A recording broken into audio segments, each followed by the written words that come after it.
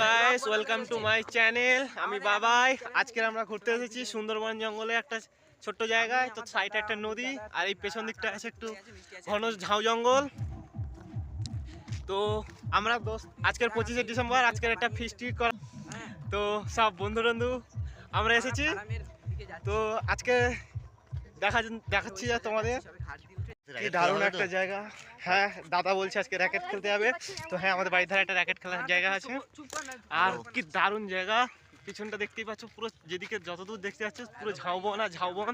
আমরা নদীর সাইড দিয়ে হেঁটে চলেছি। এইটা হচ্ছে আমার ভাই বড় বকচোদ। এ শুধু ভুলভাল বলে আর যেখানে সেখানে ব্লগ বানায়। না, এরকম জায়গা বলো কলকাতা শহরের মধ্যে এরকম জায়গা কোথাও আছে? কি দারুণ। এই সাইডটা নদী আর এসেছি ঘুরতে। তো এই ভিডিওটা ছিল, কেমন লেগেছে কমেন্টে জানিও।